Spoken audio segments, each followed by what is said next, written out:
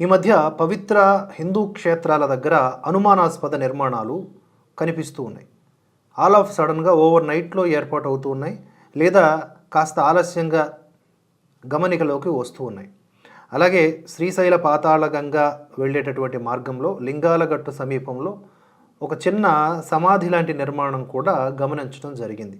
అక్కడ ఉన్నటువంటి హిందువులు ఇది హిందువుల పవిత్ర క్షేత్రమైన శ్రీశైలంలో అన్యమత ప్రచారంగా, భూ ఆక్రమణలో భాగంగా వారు ఆరోపించడం జరిగింది. చాలా పెద్ద ఎత్తున నిరసనలు జరిగాయి. మధ్యలో కొంతమంది వచ్చి అది ఎలాంటి సమాధి కాదు, అది ఎలాంటి దర్గా కాదు, దాని వెనుక ఎలాంటి కుట్రకోణము లేదు అని చెప్పి దారి తప్పించడానికి ప్రయత్నం చేశారు. కానీ అది పక్కాగా, అంటే కాస్త ఆలస్యం చేసి వాటిని పట్టించుకోకపోతే ఏనాటికైనా అది దర్గాగాను లేకపోతే మసీదుగాను నిర్మాణం చేయాలనే తలంపుతో చేసినటువంటి కుట్రనే. అది స్పష్టమైంది. అది ఒక అక్రమ కట్టడమే. దాన్ని హిందువులు ప్రతిఘటించారు. చాలామంది శివస్వాములు బయలుదేరారు, పాదయాత్రలు చేశారు, నిరసనలు అనేక రూపాల్లో చేశారు, అధికారులను కలిశారు. ఈ సందర్భంలో పోలీసులతో కూడా వాగ్వాదం చేశారు. చివరికి మొన్న ఫిబ్రవరి 9, 10 తారీఖుల్లో మొత్తంగా ఆ అక్రమ నిర్మాణాన్ని పోలీసుల యొక్క ఆధ్వర్యంలోనే తొలగించడం జరిగింది విజయవంతంగా. ఇక్కడ మళ్ళీ దీన్ని ఏదో రెండు మతాల మధ్య యుద్ధంలాగా చూపించే ప్రయత్నం అవసరం లేదు. కానీ మతోన్మాదులు కావాలని హిందువుల్ని రెచ్చగొట్టే ప్రయత్నం చేస్తారు. హిందువులు అడ్డుకుని రియాక్ట్ అయితే ఏదైతే రియాక్షన్ ఉందో, యాక్షన్ కాదు, దాన్ని ఉన్మాదంగా చూపించే ప్రయత్నం చేస్తూ ఉంటారు. తస్మాత్ జాగ్రత్త. ఇలాంటి అక్రమ నిర్మాణాలు, అనుమానాస్పదమైనటువంటి కట్టడాలు, అవి సమాధుల్లాగా దర్గాల్లాగా పోలి ఉంటే వెంటనే పోలీసుల్ని సంప్రదించండి. సమీప హిందూ సంఘాల్ని, హిందూ సంఘ నాయకుల్ని లేదా స్వామీజీల్ని, పీఠాధిపతుల్ని ఇన్ఫర్మేషన్ ఇవ్వండి.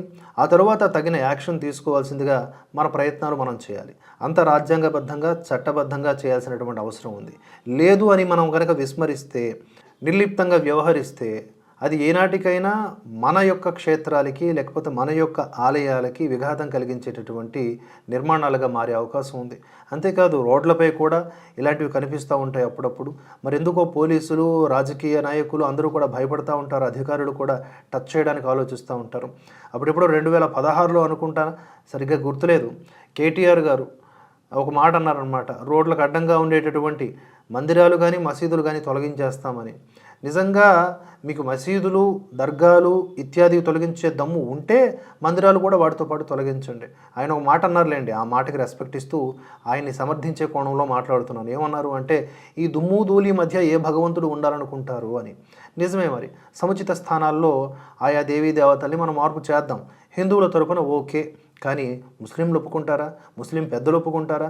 ముందుగా అట్నుంచి అంగీకారం తెచ్చుకొని, అట్నుంచి ఎన్ఓసి తెచ్చుకొని, ఇట్నుంచి ప్రయత్నం చేయండి. ఇటువైపు హిందువులు ఎలాగూ మార్పునకు, సంస్కరణలకు ఎప్పుడూ వ్యతిరేకత వ్యక్తం చేయరు. కాకపోతే కాస్త గౌరవంగా వ్యవహరిస్తే చాలు వాళ్లతో అని కోరుకునేటటువంటి మామూలు జీవులు హిందువులు. ఇలా మన చుట్టూతా ఉన్నటువంటి ఎన్నో విషయాల పట్ల మనకు అవగాహన కలిగి ఉండాలని ఈ సందర్భంగా కోరుకుంటూ, ఈ అక్రమ నిర్మాణం ఏదైతే ఉందో శ్రీశైలం పాతాళగంగ వెళ్లే మార్గంలో లింగాలగట్టు ప్రాంతంలో, దాన్ని తొలగించడంలో సఫలీకృతమైనటువంటి హిందువులకు అందరికీ కూడా ఈ సందర్భంగా అభినందనలు, శుభాకాంక్షలు తెలియజేసుకుంటూ, సహకరించినటువంటి అధికారులకు, పోలీసులకు కూడా ధన్యవాదాలు తెలియజేసుకుంటూ, ఇది ఏ ఒక్కరి విజయం అని కాకుండా హిందూ ఐక్యతకు చిహ్నంగా భావించి ముందుకు వెళ్లాల్సిందిగా కోరుకుంటున్నాను.